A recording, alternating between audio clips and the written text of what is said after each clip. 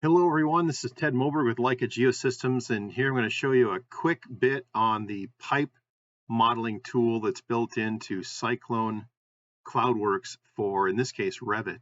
There is ClourworX for AutoCAD, ClourworX for Revit, ClourworX for Navisworks, and many other tools out there. Today we're going to focus on Revit. I've got a point cloud here that I've brought into Revit. It is an LGS file that I'm bringing in via the ClourworX add-on. So ClourworX is a separate program. It's not a separate program. It runs right on top of Revit. So you don't have to leave Revit and learn another whole workflow. This works right on top of Revit. It looks just like all the other ribbons. Nice, big, cool icons telling you exactly what's going on. And you can stay in your native application. So here I brought in a point cloud and I've got it sliced nice and thin. So just that pipe rack is exposed. And I'm going to show you the new pipe modeling tool. Okay, I'm going to click on the pipe modeling tool and it opens up this other menu.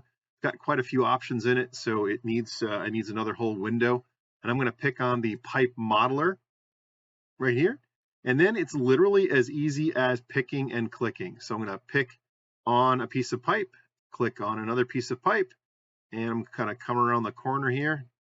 And it's just going to keep picking and clicking and extending that pipe as far as I want to go down the line.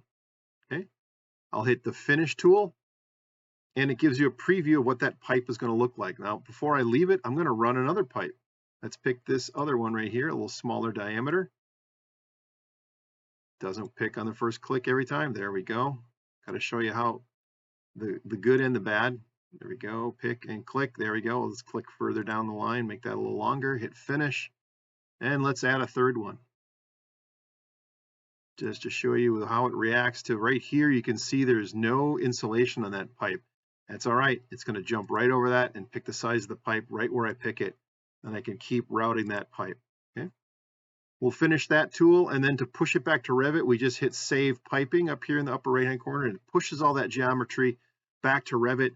But it's not just dumb solids like you get in some other programs. It is actual Revit pipe. So if I select on that, you can see, in fact, it's the default pipe. Now, if that's really 150-pound carbon steel pipe with 2 inches of insulation, of course, I can change the family out to anything I want. But I just want to show you here quickly how well it does that.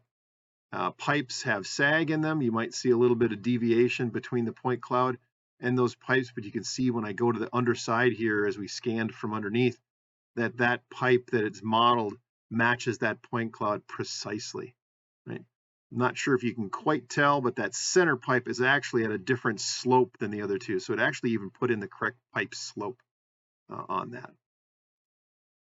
And I know the first time I showed this, the first thing one of the people who saw it said, it's like, wow, that works great on really easy stuff. What about complex piping? It's like, all right, challenge accepted. This data set's got a kind of a spaghetti junction up here. I'm going to do that same thing on this. There we go. We've got a pipe that's going down and under and over and across 3 pipes, all kind of intersecting here in strange ways. We go back to that ClourworX tool and pick the pipe modeler. Start the pipe modeler, and let's start with the easy one here, this red one. Pick and pick and pick. There's a couple of things on top of there, some wires. It's not quite seeing the pipe. Bear with me, it's going to find it. There we go. All right, and finish the tool, and we'll start another one. This one's kind of going down and away. So there, pick those 2 parts right there. And now I'll pick this section. There we go. Finish. And then pick the last piece here. Right there, and right there, and right there. And finish. And save. It's going to push it back to Revit. And now when I pick that, you can see, whoop, sorry, didn't get it selected quite right. Pick the pipe. There we go. Now I can orient, and you can see just what a complex piping system that did. I don't know about you. I'm not a piper by trade, and I barely know Revit. So how long would it take you to model this little segment right here? I've had people tell me it would take them quite a bit of time, certainly a lot more than the few clicks it took me, an inexperienced Revit person, to get that stuff modeled. These tools aren't exclusive just to piping. It handles quite a few fitters. We've got the pipe fitter, which is the old one, segment at a time with elbows. The steel fitting works exactly the same way.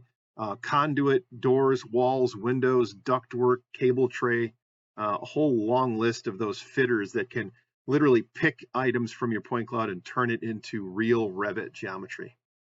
That's all I got for today, and we'll see you on the next video. Thanks a lot.